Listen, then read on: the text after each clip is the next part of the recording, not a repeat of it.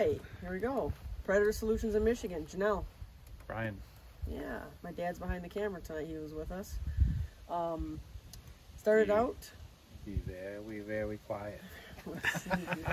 Rabbits. We said that just before we killed this one. Yes, we because it was crazy. So we came here to my parents' place, and my father-in-law, they're working some ground out back, and saw a coyote here yesterday. So figure this is just good a place as any to start, and had some excitement. I'm sure Brian will show you the ridiculous video of me traipsing through ridiculously tall weeds, and you can't really see how muddy it was.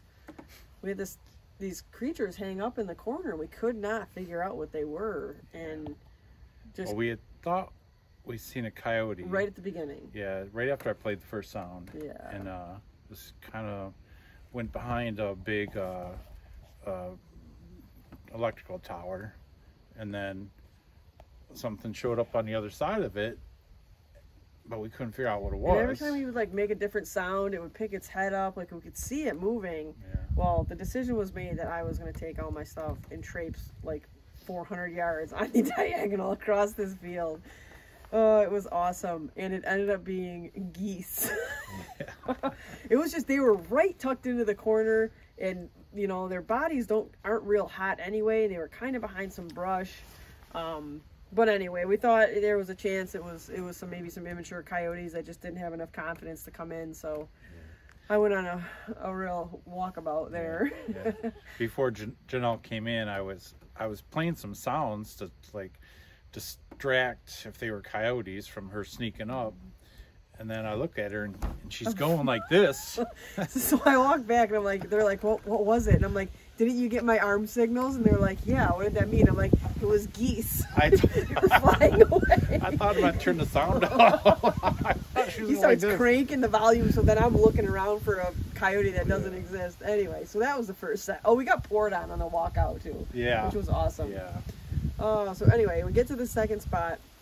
And it was, I would bet, we're going to have to look up the date, but I would bet it's close to almost exactly a year to the date, maybe a couple weeks, that my dad and I went to this spot. And we got there, and I was walking the caller out, and I looked up, and there was a coyote already out in the field, and it was actually eating apples and pears from around one of the trees.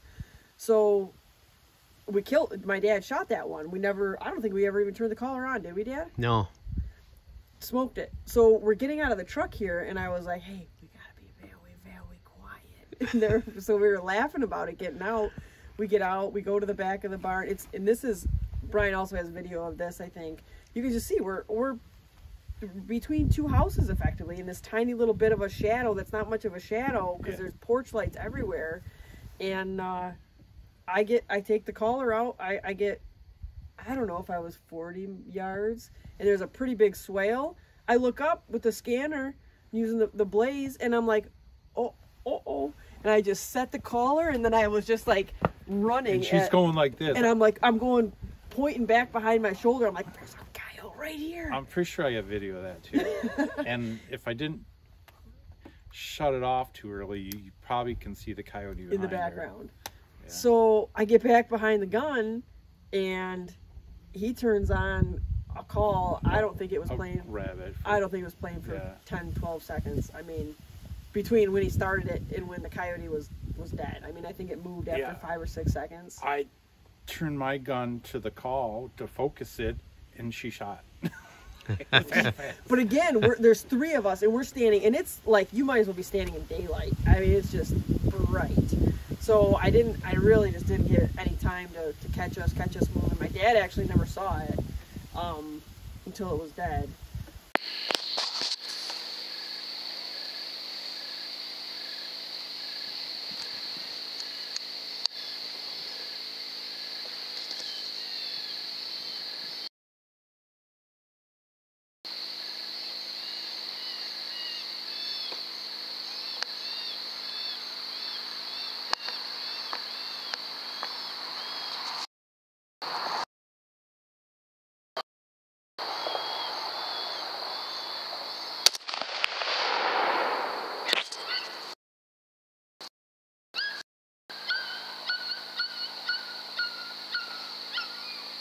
So that was that one. That was good.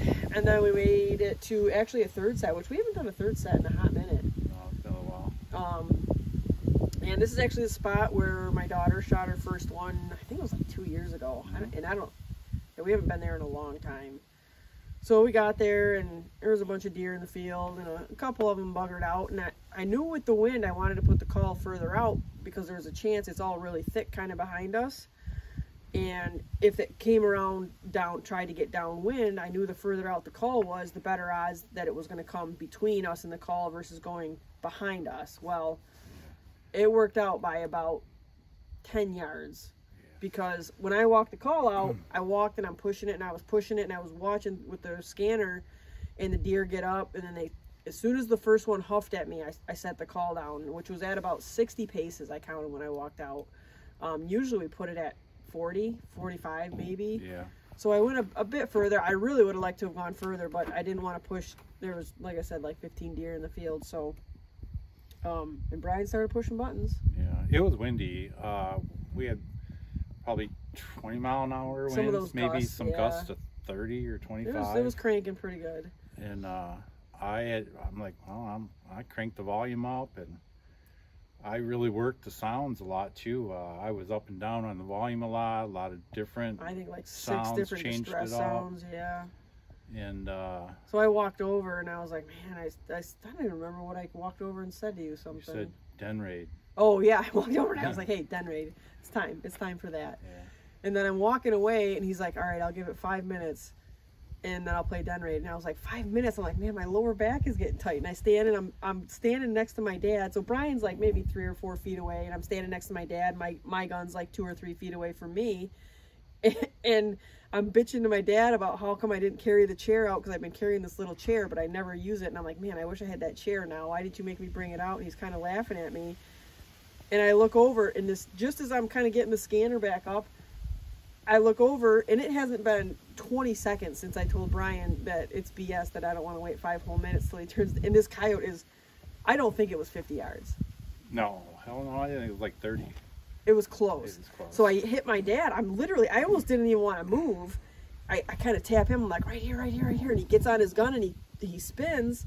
So I take my one big step over and get behind my gun, and luckily I got some video of it, and I'm just leveling on it. I can't wait till we see. Maybe we do a side-by-side of because how Brian barked, and I'm like, oh, and when he shot, I was, I mean, probably.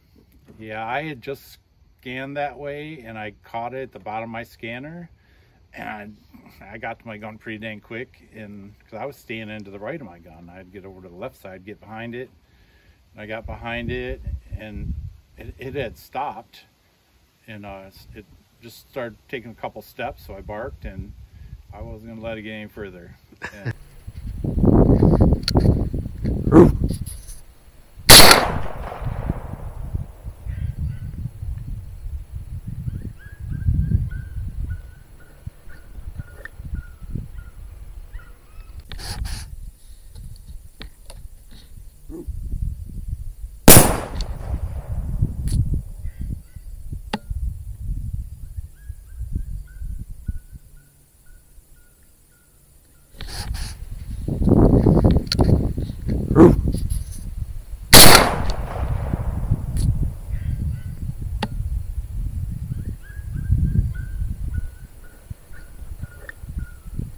Yeah, I wasn't about to either, but he beat me to it. I put a good shot on it, but it kind of dropped and got up and did an arc in the field and went into the woods. He's like, I don't know, I thought it looked good. I'm like, oh, it looked good. It's running away, and there's a paper plate, dinner plate size, just hot on its side. I'm like, that thing's bleeding like crazy. So. It didn't go in the woods 10 yards. Yeah, so we ended up finding it. Dad found the blood right where it went in, and like I said, we pulled the scanner up, and it was laying right there. So another double night, which is good. We've been doing pretty decent. But again, the sad part was my dad didn't see this one either. Even though I told him it was right there, he's thinking, okay, you see a coyote, it's not 30 yards away. He's thinking it's 60, 80, 100, 120. He's literally looking right over. It ran right underneath his barrel. That's how close it was when he put the gun in the direction where the coyote ran out. It was he was above it. So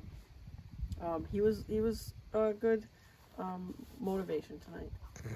Yeah. This one Janelle shot first. It's quite a bit bigger than this female, as you can see. This is the female, it's the male. Yep, you can see I got it was a 2-pointer. It's maybe not as pretty now. Bring that camera in here. This female's got a nice tear in there. Which ear is it? Yeah, this one. Nope, there it is. Right here. Pretty scarred up. She's been fighting with somebody. Yeah, mine was a 2-pointer. It's not as impressive as a 2-pointer now because it's not as white, but it's probably the biggest 2-pointer I ever shot as far as the tip of the tail. But yeah, look at the size difference. Pretty big head on this male. Yeah. So he's a big one. I got a video with Janelle picks that thing up, and it's as big as she sure. is. Yeah. So anyway, we're gonna call it a night for tonight, but try to get back out here maybe once this week before deer season starts, the youth season and the early doe. So anybody going out, best of luck, be safe, have fun, and like, share, subscribe, and we'll be hopefully bringing you more content soon.